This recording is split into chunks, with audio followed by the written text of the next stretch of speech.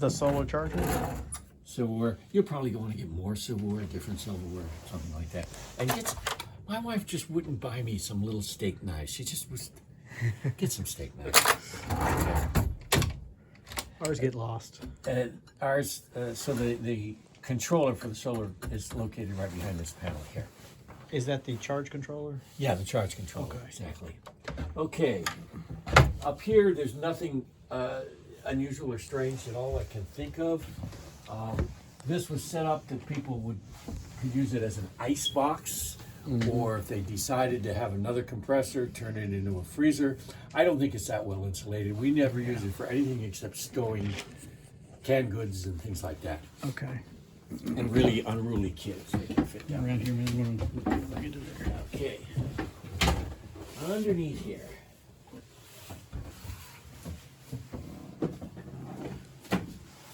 All right.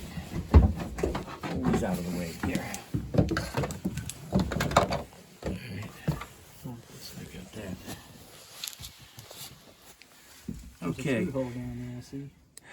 This is the sink system drainage. It comes off of a single drain on each of the two separate sinks, and then it's joined at a T, and then goes down through the through hole down there. The through hole on and off is down in that area down there. It's the red handle that's sticking up that you see there.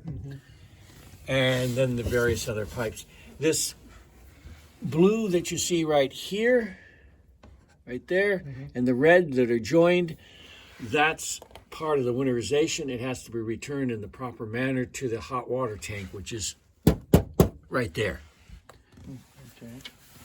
We just kept cleaning supplies and things like that. This area here, in the original layout, is totally open, so all the crap falls down into the bilge.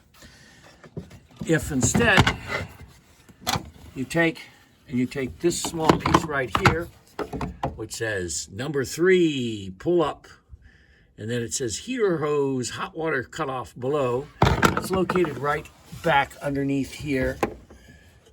Yeah, back underneath there. And if you want to cut off the flow of hot water from the engine to the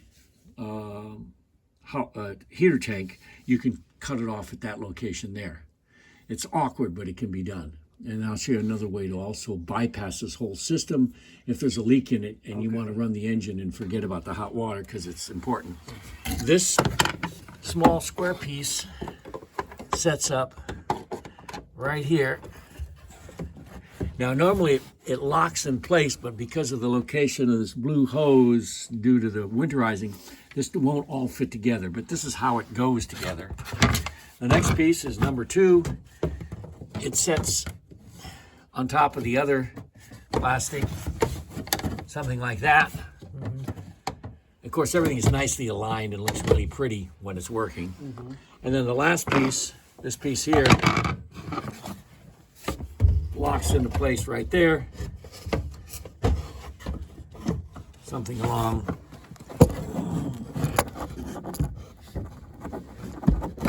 those lines. And now you have some extra storage and the area is protected. But with a couple of quick jerks, you can get to that through hole without any problem at all. Yeah, because you couldn't really check that easy when they put the boat in the water. Yeah. Well, it was out. I mean, all of this was disassembled. I made sure it was disassembled. So he was able to look and see if what was happening there. Okay, let's turn this off.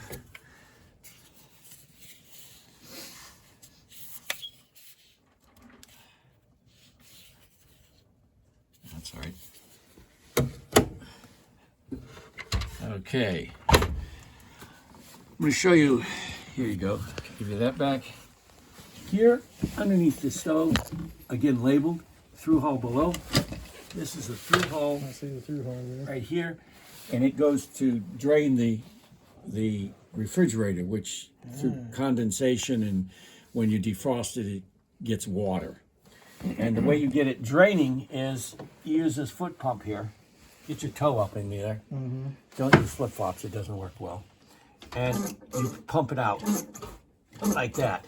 You just open that up, you pump it out. When you finish pumping it out, close it. It always stays closed, or close it. It always stays closed unless you're actively using it. There's no Oh, point. that through hole stays Yeah, closed. unless because you- there's no need for it to stay open. Yeah. How often do you have to drain it? Depending if it's tropical and it's moist, and we have to defrost it. Every time you defrost it, and maybe one other time, so maybe every couple of weeks at the most, Okay. maybe less than that. Do you see like water in the bottom? Yeah, you'll see water in the bottom. Put this over here. Just a note. We got a little storage bin here that I built. There's nothing behind here, and it has stuff in it. It seems nice and shallow, but there's actually another area that goes down even lower. So you've got an area here, and then an area further on down. It goes down a bit lower. Oh, yeah. So, you know, for those things that you don't use very often, you got a place to put them. If you drop something here, you can get it out from underneath That's there. really taking advantage of every little. I looked everywhere for any place that I could possibly Store things. store things on. Okay, these are just, you know, self-explanatory. Yeah. Nothing special about those. We'll go to the refrigerator. Is it? Oh, okay. Yeah, okay, your way. Is this refrigerator sealed pretty good? Does it work? Fairly good. I noticed when I had a light in here, let me show you. Somewhere in there, I thought there's a little pinpoint of light Little there. gap. You can maybe take a piece of really thin, like saran wrap, and then put some silicone glue on the gasket, close it up, take it back off and peel that saran wrap off. Now you've got a tighter seal. Something like that. This is a holding plate. Don't scratch it with anything. You got a scratch on it because my sister decided she was going to help defrost it, and she used a little scraper, and I said, no, don't. So just, you know, it'll build up with ice as it's really hot and humid. Okay. It can build up with ice.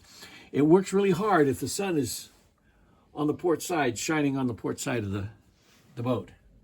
I've seen some people take one of those emergency blankets, put a couple weights on it, and hang it over the side of the boat to cut down on Deflect the sun. Yeah, exactly. So if you see ice building up on there, is it time to defrost it? Or Yeah, like, well, would we usually wait till it gets about that. Okay. I mean, you know, because I remember like older refrigerators used to have to do that a lot. Yeah, But yeah. It doesn't seem like newer ones you have to do that. No, they have some sort of a dehumidifier in them.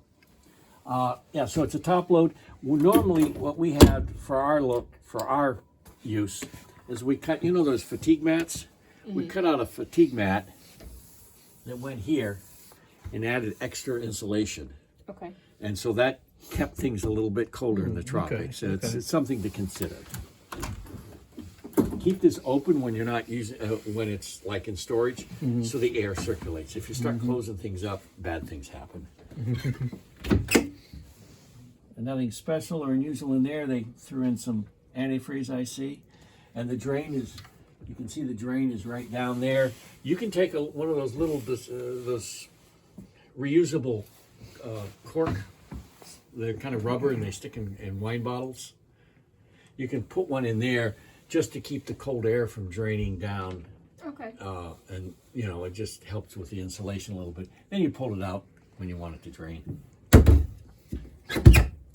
And it's a refrigerator only, right? So That's a freezer- refrigerator, no freezer. I mean, if you laid something up against here, it would freeze, but right. it is at its upper limits as far as the volume goes. It was another, I don't know, $350 to get the next biggest one up. Thinking back on it, maybe after $350, I wouldn't remember it after 8 years. But it's more than adequate. Keeps everything about 40 degrees, between 40 and 45, which is fine.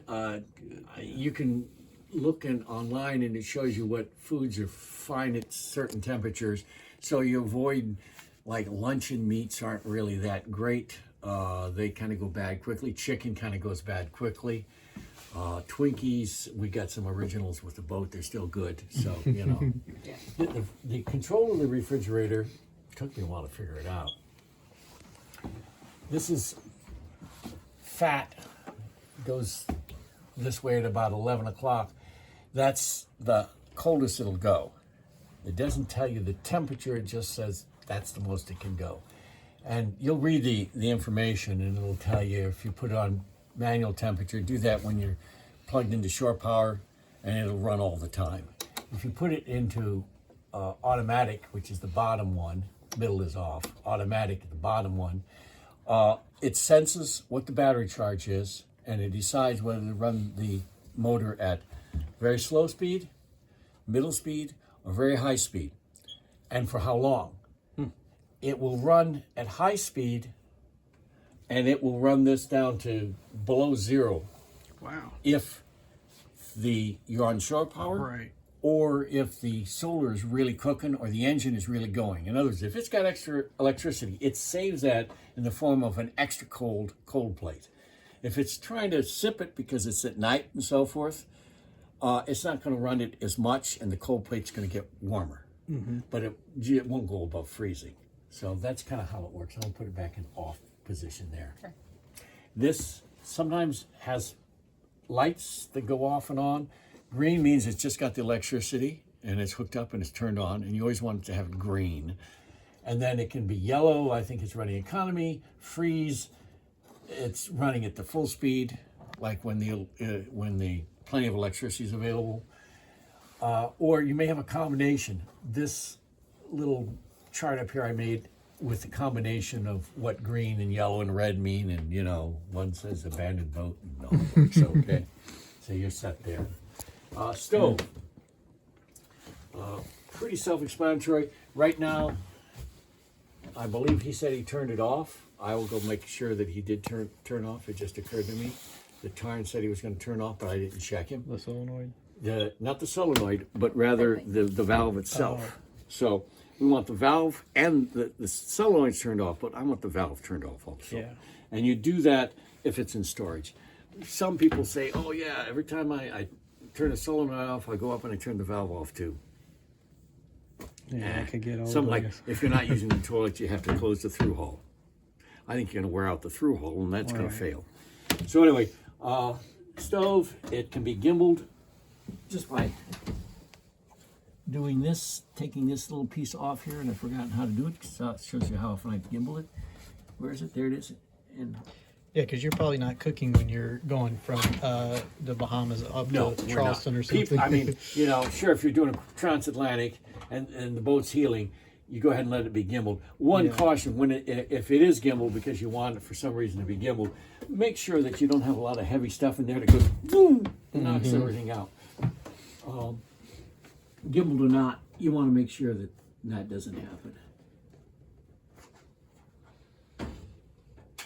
Have you ever had any kind of problems with it that you had to fix? Yeah. This is a 20-year-old stove that's no longer working. Oh, the stove part doesn't work. That's right. But pardon me? the stove doesn't work, but the burners work. Oh, the stove works, yeah. Oh, okay.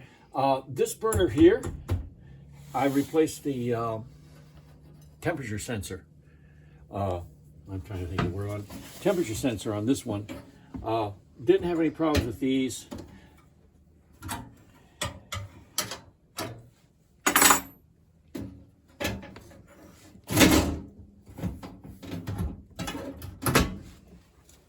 I think I had to replace one of these screws with some other setup.